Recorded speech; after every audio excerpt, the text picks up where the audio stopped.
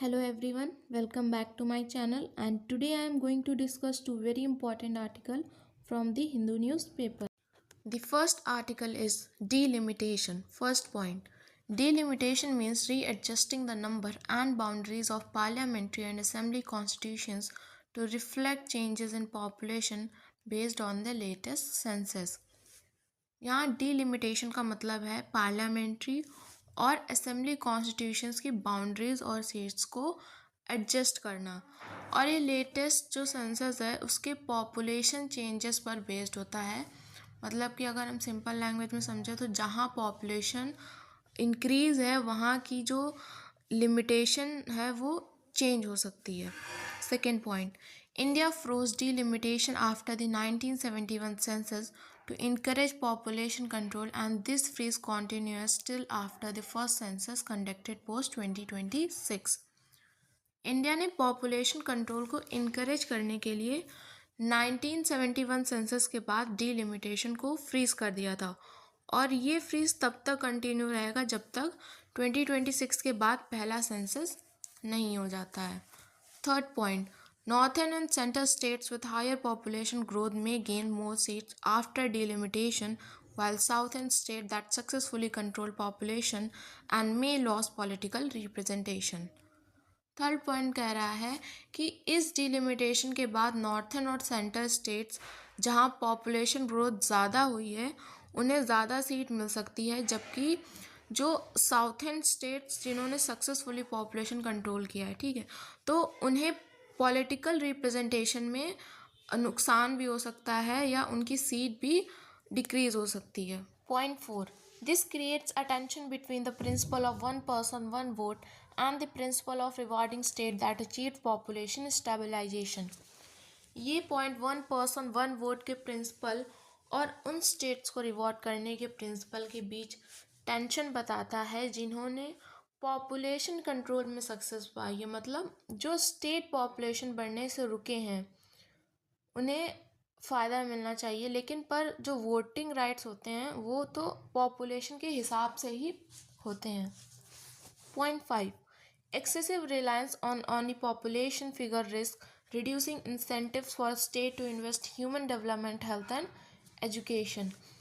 देखो, अगर हम सिर्फ पॉपुलेशन नंबर्स पर डिपेंड करते हैं, ठीक है, तो स्टेट्स को ह्यूमन डेवलपमेंट हेल्थ और एजुकेशन में इन्वेस्ट करने का मोटिवेशन कम हो जाता है, क्योंकि अगर पॉपुलेशन कंट्रोल करने पर उन्हें रिप्रेजेंटेशन में नुकसान होगा तो वो कंट्रोल क्यों करेगा, ठीक। The article argues for reimagining delimitation by including indicators like population growth rate, demographic transition, and development outcomes, not just absolute population।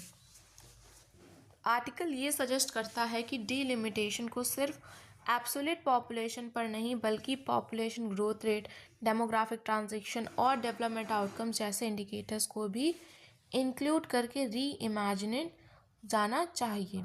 7 point, expanding the total strength of the Lok Sabha is suggested as a way to reduce zero sum redistribution and prevent sharp losses to certain states. Lok Sabha की total strength को expand करना इसलिए suggest ये किया गया है कि ताकि जो ज़ीरो सम रीडिस्ट्रीब्यूशन को कम किया जा सके और कुछ स्टेट को होने वाले शार्प लॉसेस से बचाया जा सके। 8 point, a fair delimitation framework is essential to preserve federal balance, cooperative federalism and political trust between regions in a diverse democracy like India. एक फेयर डिलिमिटेशन फ्रेमवर्क बहुत ज़रूरी है क्योंकि इंडिया जैसी डाइवर्स डेमोक्रेसी में फेडरल बैलेंस, कोऑपरेटिव फेडरलिज्म और अलग अलग रीजन्स के बीच पॉलिटिकल ट्रस्ट बनाए रखने के लिए। The second article is about UNDESA. First point, UNDESA is a core department of the United Nations that support countries in economic, social, and sustainable developing policy making. UNDESA United Nations का एक core department है जो countries को economic, social और sustainable development policy making में support करता है। Second point, it provides data, research and policy analysis on population development, financing, inequality, urbanization and public administration। Second point कह रहा है कि ये population development, financing, inequality, urbanisation और पब्लिक एडमिनिस्ट्रेशन पर डेटा, रिसर्च और पॉलिसी एनालिसिस प्रोवाइड करता है। Third point, UNDESA plays a key role in monitoring and reviewing the implementation of the Sustainable Development Goals SDGs। UNDESA sustainable development goals के implementation को monitor और review करने में एक important role और एक क्रूशियल रोल प्ले करता है। Point 4, it publishes globally important report such as world population prospects, world economic situation and prospects and sustainable development outlook.